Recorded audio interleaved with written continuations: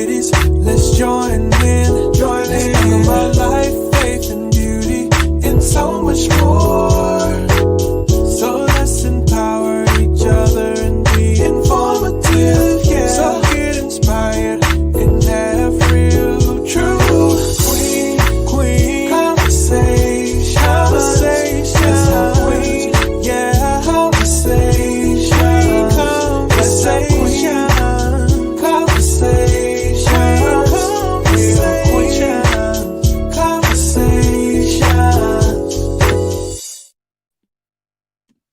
Hey, this is DeQuana Farrell. Thank you for joining us for another episode of Queen Conversations.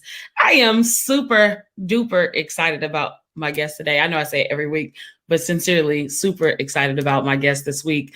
We're talking about real estate, and I'm excited to introduce to you Danette Pontikis. Has been recognized by Dayton Business Journal as one of its people on the move. She's received an award of distinction from Dayton Realtors, and she was recognized for her 5.5 million sales volume in 2020. Who does that in a pandemic? When I asked Danette for her bio, she literally said, I'm a mom, I'm a wife, I'm a realtor, I'm a crazy person, I'm just Danette. Her humility is truly admirable and inspiring. I'm so glad to introduce to the podcast today one of my dear friends, Danette Pontikis. Hey. Hello. Hi. Thank you for having me. So glad. Thank you for being here. I'm so glad to have you. Not only because you're amazing in your space, but because I think you're one of those persons that I met and immediately we clicked. We did. And I am so glad to have you on the show today. I start the show the same way every time. So I have some bits in that. Let's have fun with this, Danette, and then we'll dive into the substance of the show. Okay, let's do it. All right. Comedy or romance? Comedy. Yeah, you love to laugh, so that makes comedy. Sense. Mm-hmm. Dancing or singing? Dancing. Yes, we've danced together. We have. Or delivery? Ooh. Delivery. Like you got little people. You like, let's just stay at the house, huh? Yeah. Vacation or staycation? Vacation now, staycation when the kids are out of the house. Right. Makes sense. Roses or lilies? Lilies. Underdressed or overdressed? Underdressed. Okay. Wait. No, overdressed. Always overdressed when I go out, underdressed at home. I misunderstood that. Overdressed always. Overdressed always. I agree 100%. I would always rather be overdressed. Yes. Would you rather ask for permission or forgiveness? Permission. Yeah. Yeah, I do. Permission only because just in case, you got to read the room. You got to first permission to something, but I always forget it. They both go together. Come on. Don't make me choose. Permission to be myself, but forgive me for what I say. That is so you. And then finally, everybody has to answer this question when they come to the podcast: Apple or Android? Android. Danette. I'm still gonna love you forever anyway. The only reason I'm saying that today is because I was not able to get out of Mac. I have Apple everything, but today I want an Android because it didn't work. But I am an Apple fan. I should say that, but today I needed an Android. Gotcha. So again, thank you so much for being a part of this, and thank you for just being excited about being a part of this. Yeah. I want to talk to you about real estate and kind of your journey to real estate. Like, how did you end up there? Was that something you desired to do? Was that a goal for you when you were younger? Or tell me about how you entered the world of real estate. Well, it started probably when I was younger. My mom and dad always had a love for homes, and we've always had unique type of homes. And I would always be with them when they would go look at homes or go to estate sales or garage sales. And my mom had such a flair for decorating, and my dad was, he could fix anything and make anything look beautiful. So I think it started when I was younger. Mm-hmm. And I've always had a desire. Every time I walked into anybody's home, even as a child, I'd be looking around at the home and just seeing what it was like, and just always remembering kids by their home and families by their home. Wow. And my mom and the love of decorating and just appreciating the beauty in every kind of home. The older the home, the more beautiful it was to my mom. And the home that everybody would walk away from, my mom would see the beauty in it. So I learned to see the beauty in homes when nobody else did.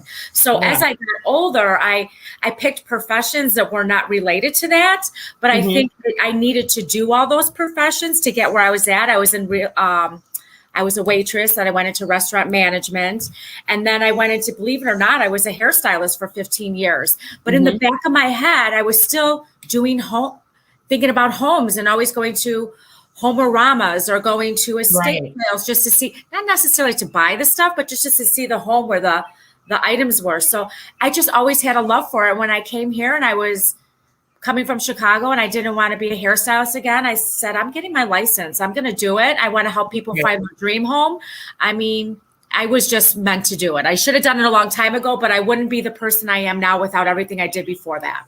I love that. So your journey, those little pit stops on the journey really helped you to develop into the real estate agent you are today.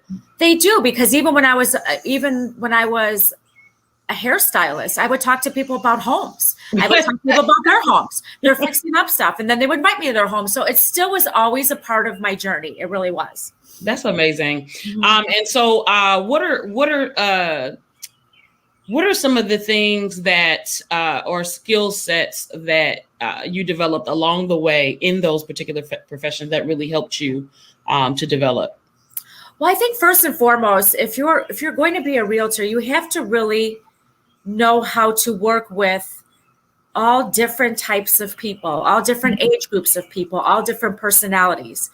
So I think for me, one of the skill sets that really you never lose, no matter what job you're at. Remember who you're talking to, and remember to respect everyone, no matter what age group they are. No, if you're talking to a 20-year-old, they might be a first-time home buyer. They may be looking for things that in a home that would not necessarily work for a 20-year-old, and look for the neighborhood as far as, are you looking for a neighborhood with young kids in the neighborhood? So I think that just knowing how to read people, knowing what they like, listening to them, listening is most important. Listen to what they want. And I think listening and knowing how to work with all different ages and types of people, personalities, really helps when you're a realtor. It's your relationships with people, because that's what really people are looking for, because you're going to have to work with somebody and you have to build a relationship with them, and you have to know how to work with everyone different. That's great. So what are some of the because I obviously this podcast is centrally focused on women and the amazing things that they do. Why do you think representation is important in real estate, in terms of you being a woman, in terms of you having, any background that is not traditionally standard in that field, if you will? Well, if you don't have any background, the first thing as a woman, we can talk to people, we can listen to people, we can understand people. If there is somebody that's interested in going to real estate, especially women, we are able to see the big picture. When we go to a listing appointment, we're looking around the house. We can tell if somebody needs help with staging. We can see if somebody is really sentimental about their home, because we're sentimental about our homes. That is where we have our dinners, we have our family gatherings. So I think that women can relate to home buying and home selling a little bit deeper than men can, because most of the time women are the heart of the home. Yeah, they are. They are. And I'm not saying men are not the heart of the home, depending on the circumstance. And it could be the husband and wife that are the heart of the home. But women can go in there and they can recognize and they can see and feel. And women can do two things at one time. They can listen to the client, what their wants and needs are, and then they can look around at the same time. That's a quality sometimes, I think, where the male has a little bit of a problem with. Gotcha. And not that they have a problem. I just think that we can multitask as we sit and listen, and really our takeaways are a little different than the male takeaway. Gotcha. So I'm not sure if you even know, but As far as real estate is concerned, is it still predominantly male dominated, or is it more women than men? Is it kind of equaling out or balancing out? Well, what's interesting, it's funny that you say that, because I do more deals with women. And I don't know why, but I looked back at my portfolio just to see what I had. And I think more women are coming into to real estate, because depending on the dynamics of the household, it's flexible. And when you first start real estate, you're not making money right away. And it's great to have a support team. So that's where the male comes in a husband and wife situation. If a female is able to go do real estate and they have the support of their husband, because say they have a different role in a job that brings in money that can sustain them while the female realtor builds their clientele. I think that's why you're seeing more females, because it's flexible. They want to be home with their children. They can take their children with them.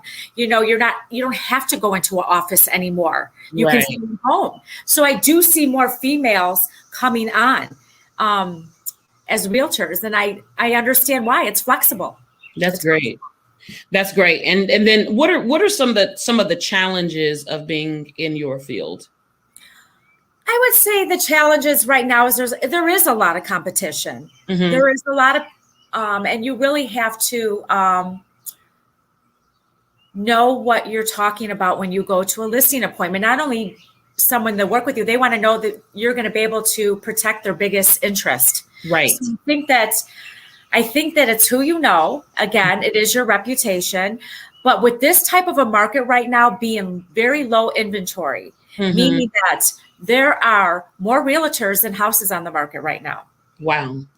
And that's big. So for a seller's market and that much competition, you really have to wow somebody when you go into a listing appointment. It's great when you get a referral, because that helps. And sometimes even with a referral, you're still competing against other realtors. Right. So I think that with that, when it comes down to it, are you going to be able to work together? Is the seller or the buyer feel that you're going to have their best interest in mind? So really, I think it's the relationship. That the knowledge comes with it, but they have to know that they can work with you. Right. That's the big one. That's great. And what are some of the joys of the field? I know you said that, like, literally from the beginning, as far as back as you can remember, you loved homes. But what are some of the current joys that you experience in the work that you do? The joy is when I see somebody walk into a house, and once you get to know them and how they look at houses, when someone is looking around, and sometimes I get the claps like, oh, this is it. This is it.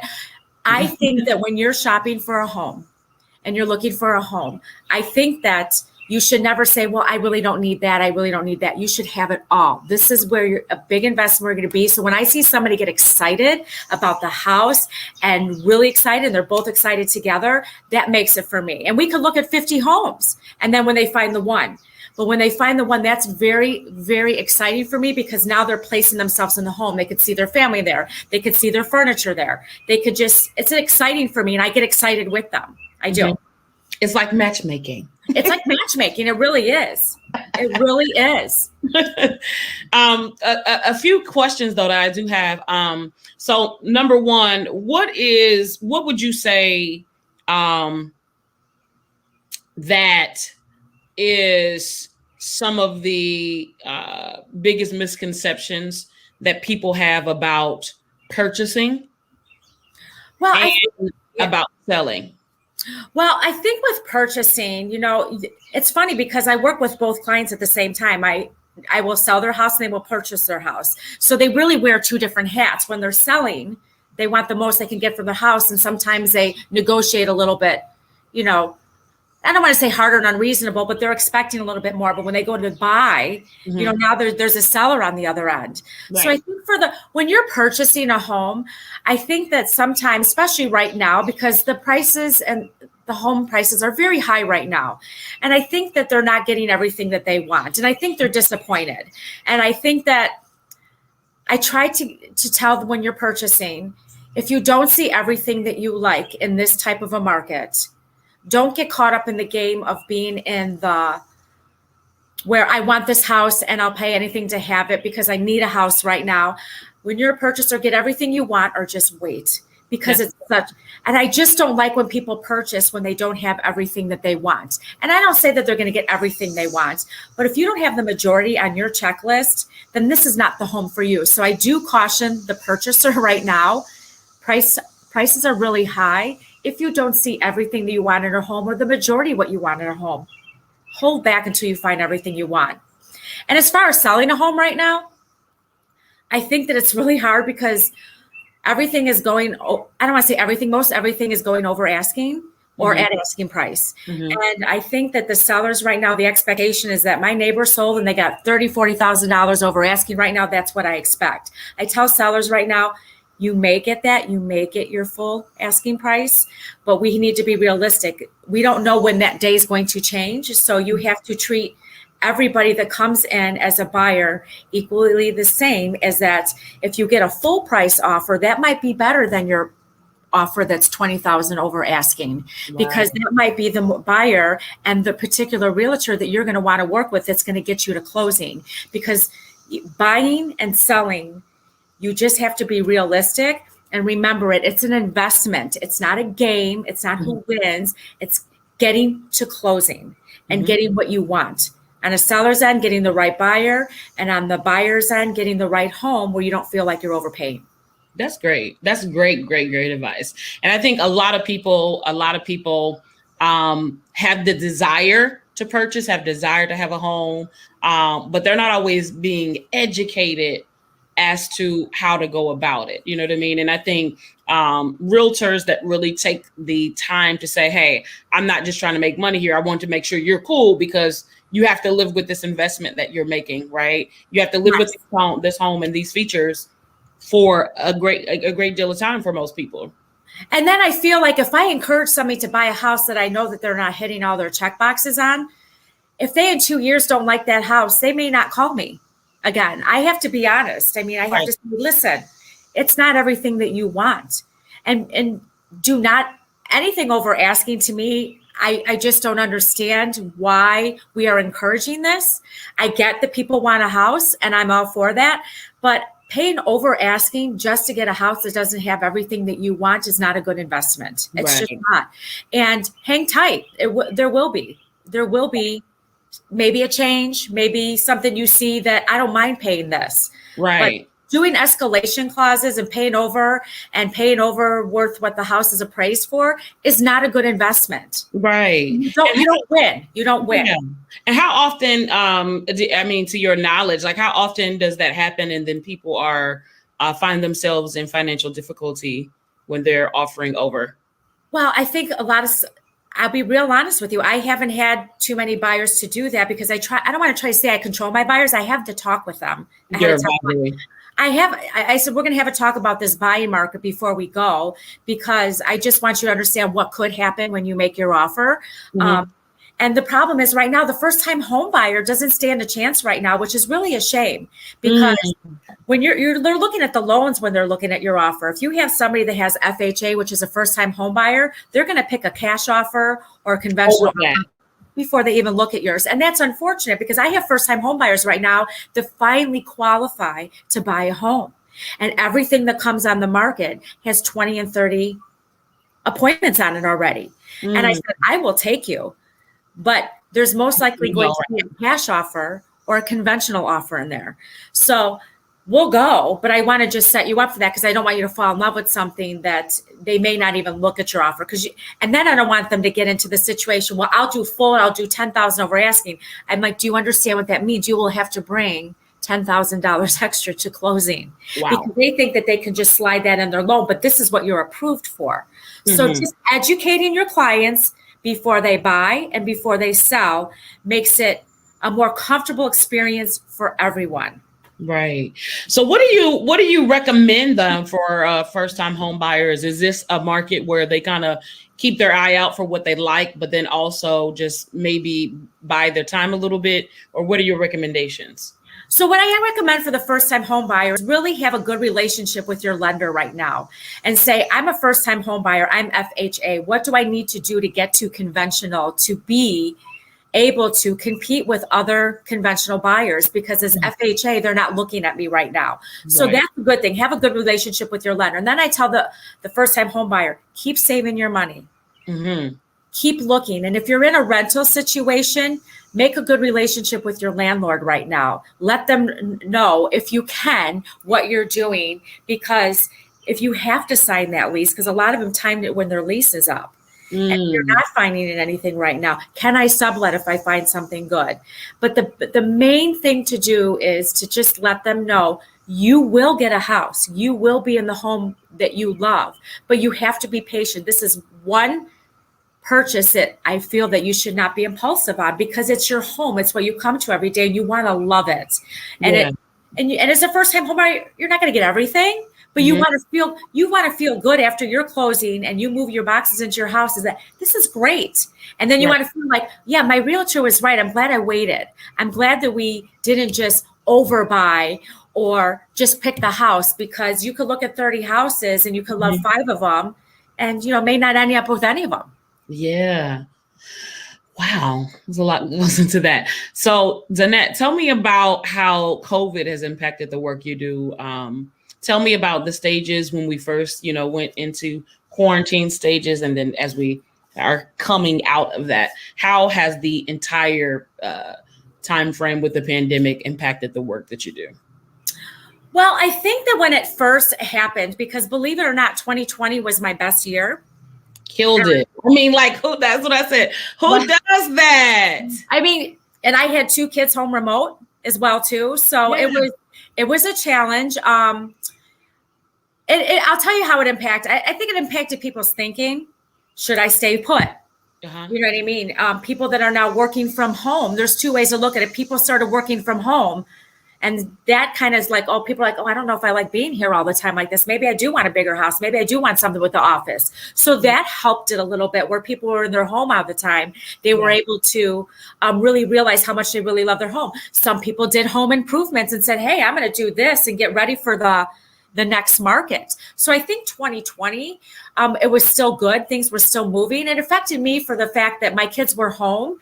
I did have my husband home too. So I had that support. If I need to run out and go show a house, he was home. So I didn't have to worry about the kids, because his job brought him home. But I think it just changed the way people think. You know what I mean? I think that you either loved your home that you were in because you were quarantined in there, or you realized that you didn't love your home.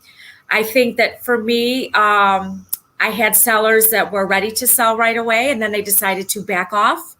I had people that relocated, and then their companies, some of them had that relocation package where they bought the house and let them go, and then they listed it with a relocation realtor. So it impacted. It did. It impacted people for, lending. Lending and current mortgages. There's some people that lost their jobs and were not able to pay their mortgage, and that wanted to sell, that now they can't because they're in some sort of a program that deferred their payment. So it has affected us. It really has, but still good. Good. Yeah, clearly. Houses are still selling. Clearly. So let me ask you this. You said it definitely impacted. One of the things that I saw, because I do I'm one of those persons, I'm always looking at Zillow, I'm always looking at stuff just to look, One of the things that I saw was an increase in the technology around showing houses. There were full videos. They're these 3D formats where it looks like you're in the house. And how did that? Was that a help, or was that a hindrance in your viewpoint? Well, I think it helps, because let's put it this way. Information is at our fingertips right now. We can find out about the sellers, the previous owners, the house. So being able to look at that for those that did not feel comfortable going to see the house, sometimes I think that's a good thing, because at least they can see it. It's not going to work for me. But there is a difference walking through a house. Absolutely. It's a different feel. You can't see the property. Sometimes you're looking at, that room looks small. I think walking through a home. So I think it could help. it helped for the person that was afraid to go see the house. Mm-hmm. And I hope that they didn't look at the house and say, that's not for me because I don't like the way it looks, because walking through a house is completely different. Yes, than viewing it online. Yes, it really is. So, Yeah. but those things are helpful. But I think for the realtor standpoint, giving too much information out before the client even gets to the house, sometimes then, you're like, they're like, well, what do I need a realtor for? It's a deterrent, you feel like? Yeah, I think sometimes they think they don't need a realtor. Sometimes they'll be able to see the house and then they'll call the listing realtor and not think like they need representation, because the listing agent can represent both the buyer and the seller with the seller's permission. But I always feel like it's better to have a buyer's agent and a listing agent. Yeah, that makes sense. I've done both before. So I basically had to have the conversation. Is it comfortable for you? Is it comfortable for you? So I think, going back to your question, it's always better to walk through the house. The pictures were helpful through the pandemic. The dollhouse of you was helpful through the pandemic and all that. But I think that getting out, seeing the house, seeing the neighborhood, getting the vibe. You can't get the vibe that way. Right, exactly. That's a good way to put it. Yeah. That's a great way to put it. So, Danette, one of the things that I absolutely love about you is that you are a mom. And we share in common that we are both adoptive moms. Yes. I absolutely love that. Do you mind talking a little bit about that and your journey with that? Oh, sure. Yeah. So I started out with 2 adopted boys, and we were living in Illinois at the time. I struggled with fertility and I decided to go through an adoption. I met someone in Texas that lived on my block when we were living there, and she adopted. So she got us in touch with the first adoption agency, and I adopted my first son, who is now 9 years old. His name is Cristo. And then when I moved to Ohio, I figured, well, we need to give him a brother. So we adopted our second son. So my first son is Hispanic. My second son is biracial, and they are beautiful. They are. And, absolutely. They're beautiful. They're my everything. But I'm going to continue on the story because there's more to this, as you know. So we do open adoptions. We kept in touch with both of my sons' birth families, one more than the other. And through the years, my oldest son, Cristo, he has a brother and a sister that lived in Texas. And we were in touch with his birth mom because I feel it's healthy for the children to know where they come from. And obviously, they can now find their birth parents. So I figured they should know their birth parents, know where they come from, ask any questions they have. I can always ask the birth family, whether it's personal or medical, or just help, because we're a white couple and we have a Hispanic and a biracial son. And I want to learn everything I can so my children can grow up healthy and know about their heritage and where they're from and things that I can help them with. When they walk out of the house, nobody knows where they're coming from. Right. I want them to be able to be comfortable with who they are and where they come from. Yeah. And then, so to continue on my journey, not to kind of cliff note this, we've always kept in touch with my oldest son's birth mom, I should say. And there's 2 siblings. Well, she unfortunately, and she would be okay with me sharing this story, she's incarcerated and she had the kids staying with the paternal grandmother, and the paternal grandmother passed away last October.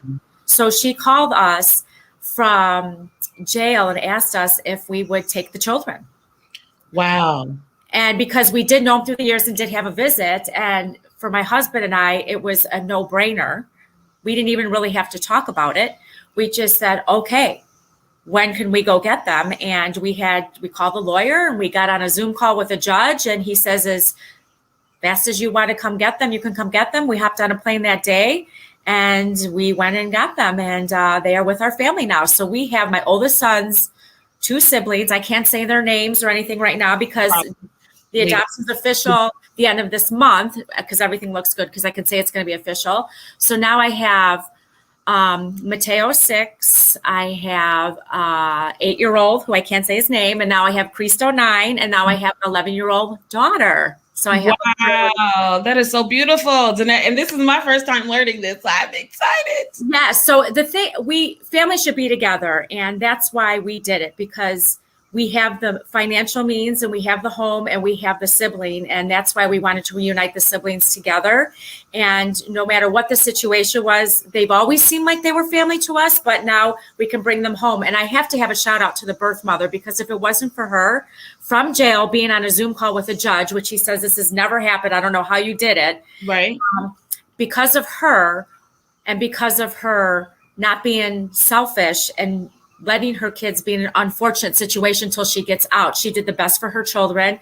That's it helped us reunite the kids. And so it has been wonderful. Our house is louder now. We have music. We have different types of foods. We are having a ball. We really are. That is so amazing. And that is part of why, like, I adore you as a person.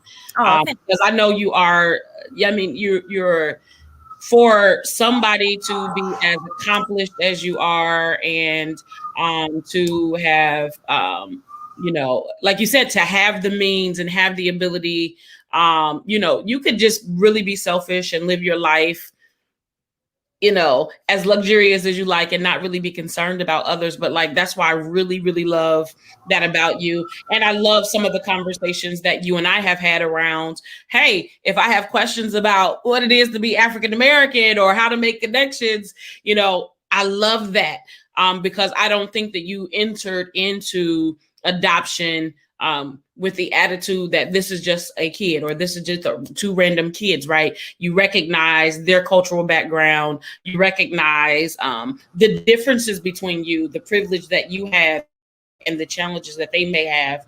And we've talked about that and continue to. And I'm really excited to learn more about the other children.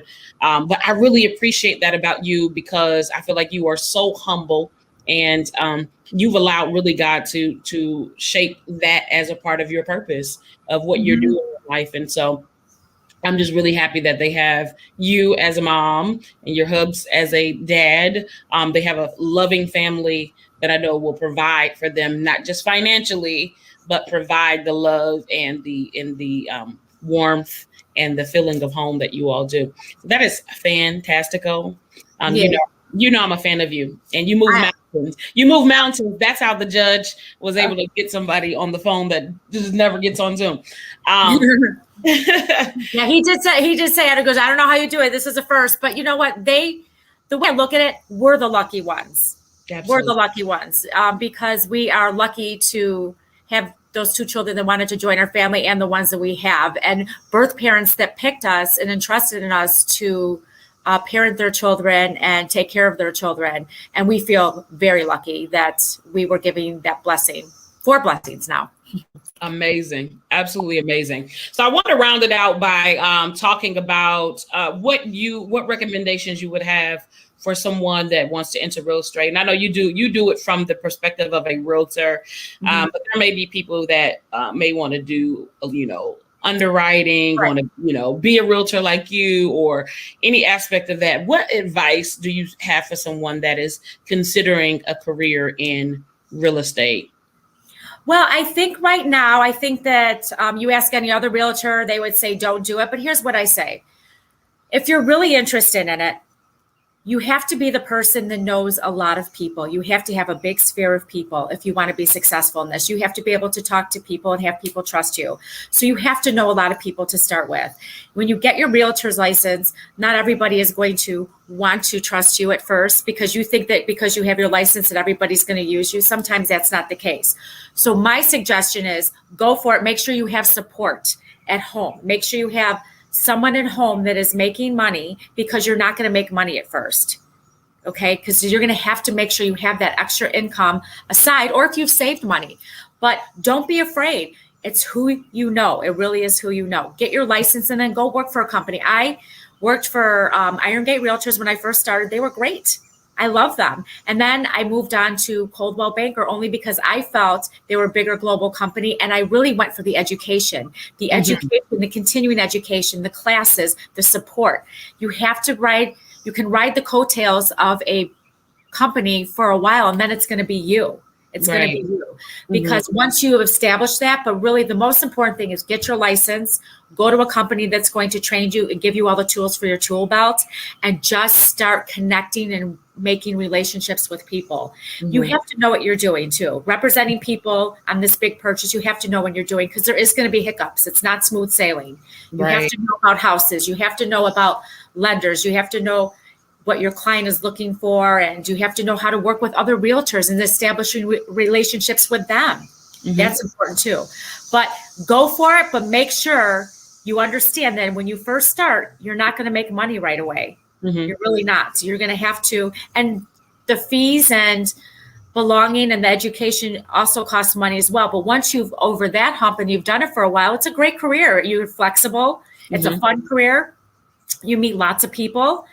I think right now people last year, because they saw how booming it was, and this year it's low inventory. I'm a little nervous about people starting right now because there's more realtors than houses, but I don't think it should discourage anybody. I would never discourage anybody to trying anything, but just be prepared when you start to make sure that you're okay financially.